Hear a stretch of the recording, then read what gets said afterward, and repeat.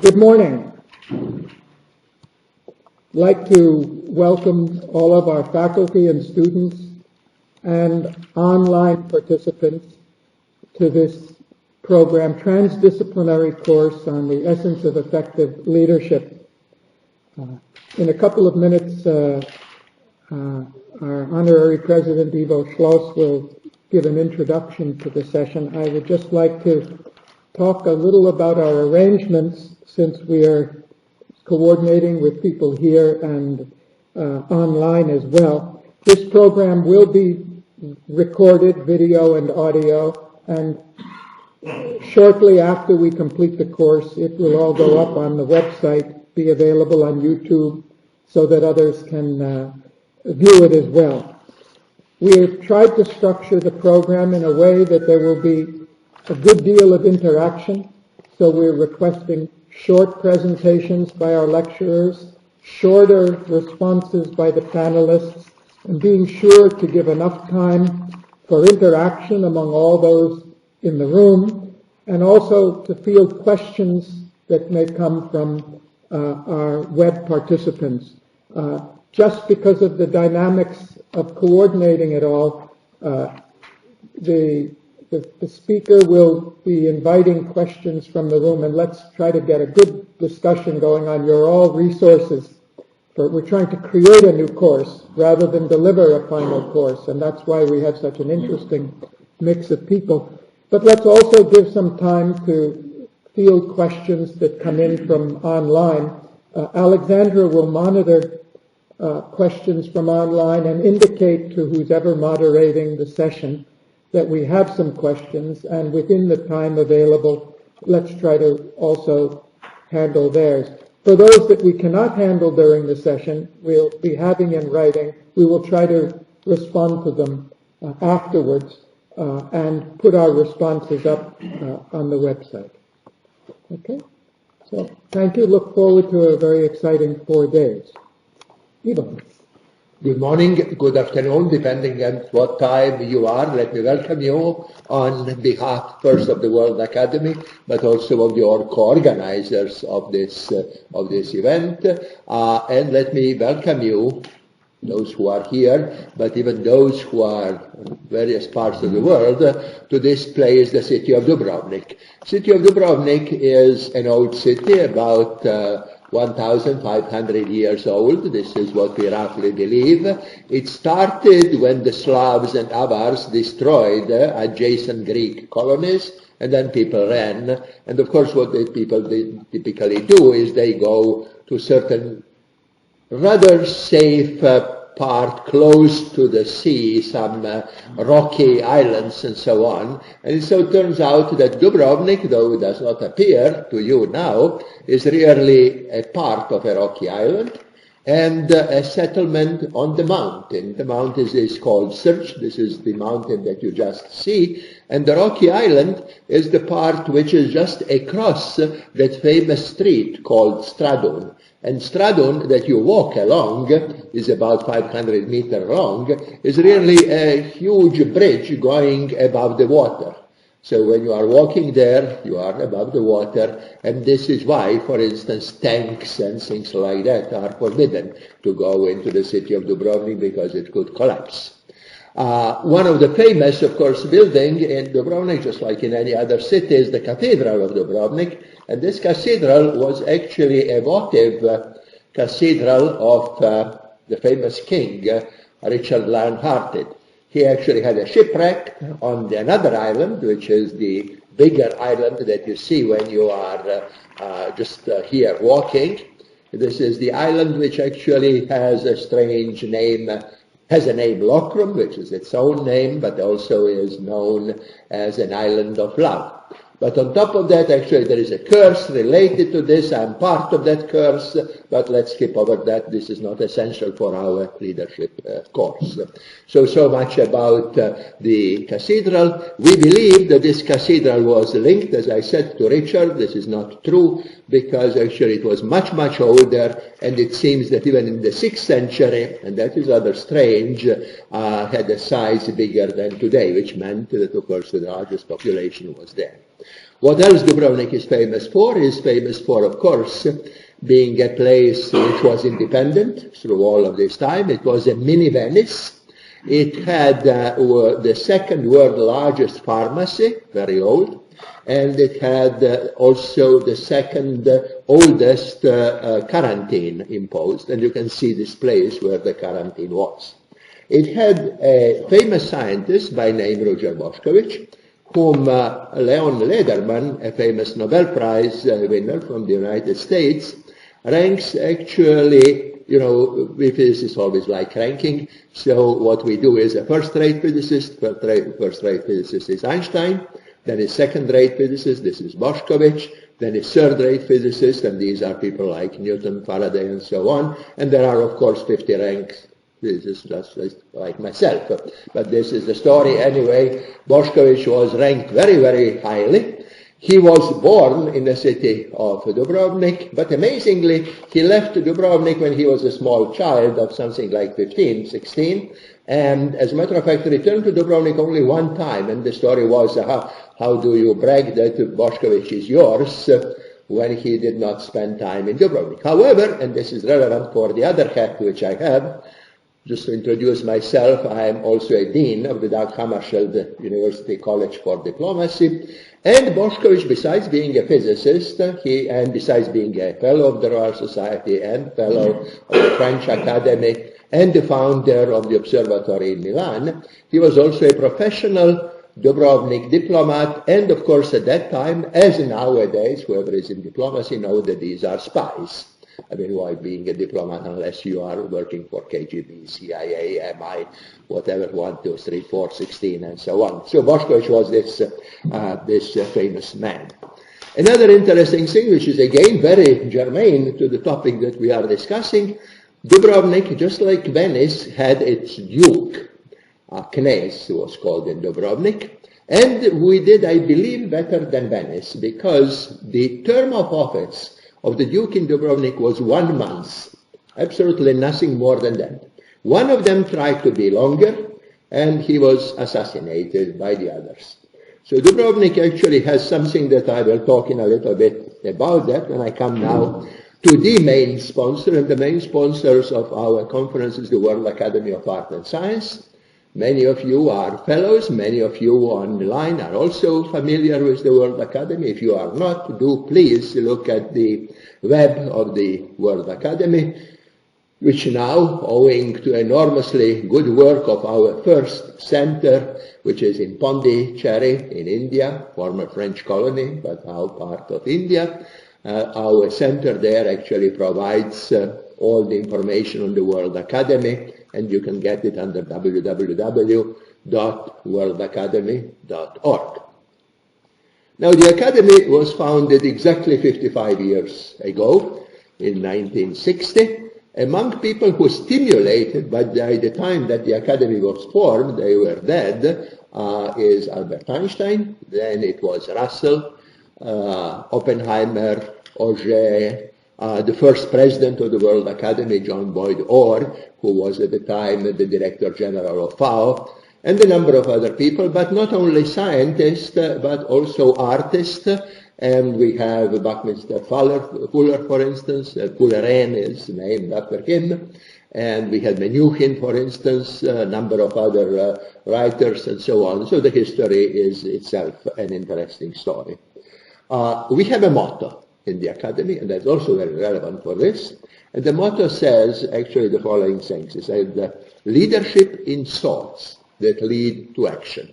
So leadership for us apparently is very important, and the other part, of course, is that leadership should lead to action.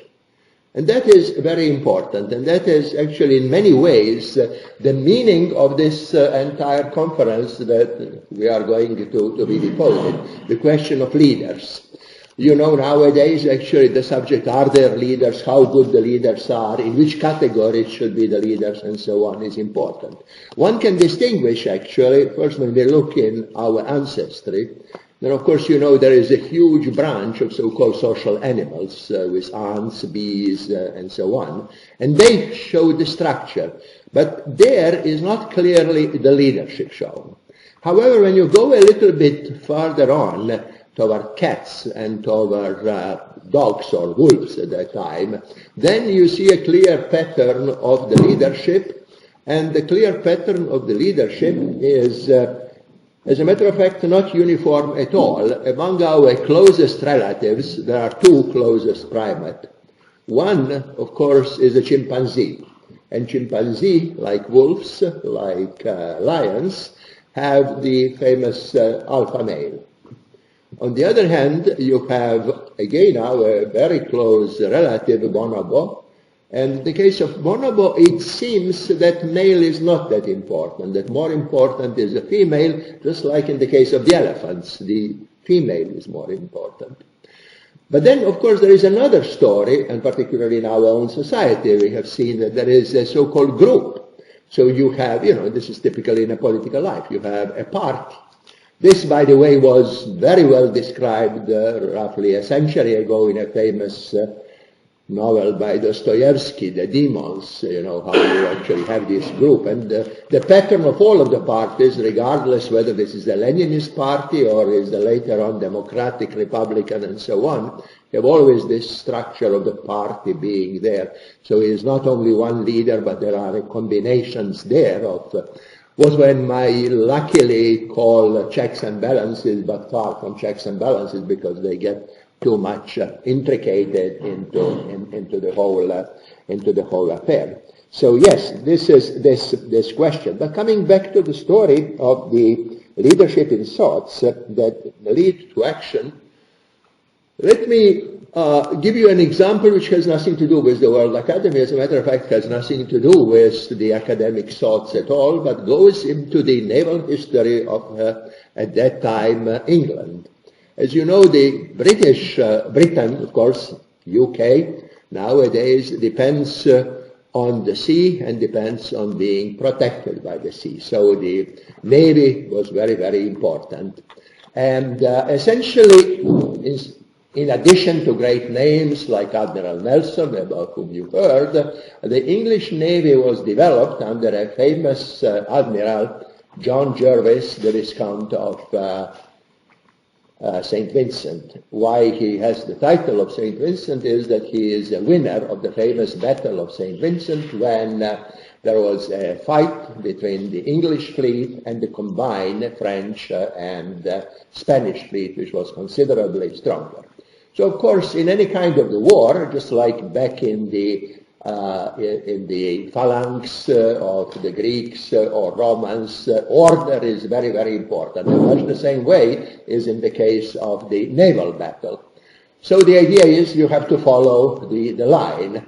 And of course, in the heat of the battle, Jervis did not see what is happening. However, one of his Captain Trowbridge, noticed that the enemy is making a maneuver, and so he left entirely his position and violated the rule and tried to prevent that thing. Ended up in trouble. Jervis still doesn't see anything, of course, as leaders never see what is going on, So at that time, Trowbridge is in trouble, but Nelson, who was also a low-level captain at the time, noticed that, and then he moves, helps Trowbridge. Trowbridge is out of trouble. Nelson returns back not to take the glory. And then finally Jervis sees the entire thing and said, these guys are working as if I would be commanding them. And of course he wasn't. So the idea is you don't have to really follow the structure. You have really to somehow put the spirit of the whole thing. Now this is exactly what is done in terms of science, right? Science works like this. In science, we really would hardly use the word leader to describe Einstein or Newton or any one of them. Leader we usually apply to the political leader, but scientists are true leaders. And one of the topics that we had in the academy was discussing the concept of leaders and genius. We had within our global roundtable, for instance, a discussion of a genius, how to recognize talented people, how not to suppress them. That's very, very important. It's so easy to destroy some young Mozart when he is still unknown and so on, and thousands of other people. Not to speak that this is the reason why we believe that there is nothing more important than human capital, and human capital has to be looked into.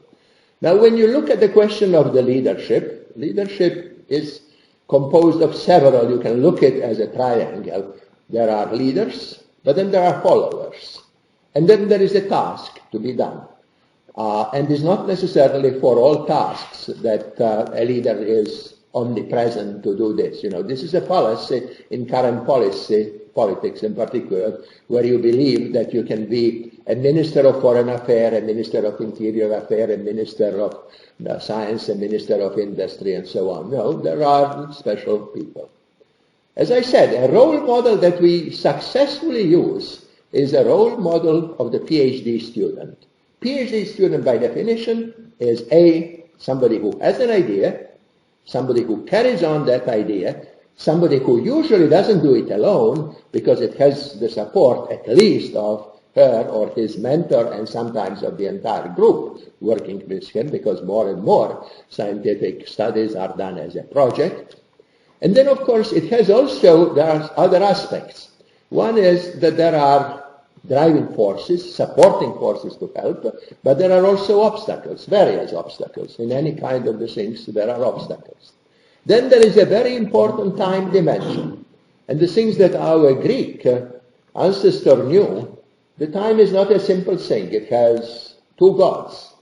One god is Kronos, it deals just with tiki-taka. The other is Kairos, which actually symbolizes a lucky event. Certain things that you take it now, if you miss it, it's gone. It may or may not reappear later on, but this is, of course, what is very, very important and is something that has to be, in a way, done. There is a whole project of one of our fellows, and again, since a lot of things we'll be discussing here, the question of the political aspiration. Our fellow, also a member of the Club of Rome, Yehezkel Dror from Israel, is well known as a political scientist and a person who devoted a lot of his time to the concept of the political leader. He recently published a book, and those of you who read our Cadmus know that over there is described by our other fellow, Mike Marion, who describes this book, and describes this book, as a matter of fact, in parallel with another famous book, the book called World Order by Henry Kissinger.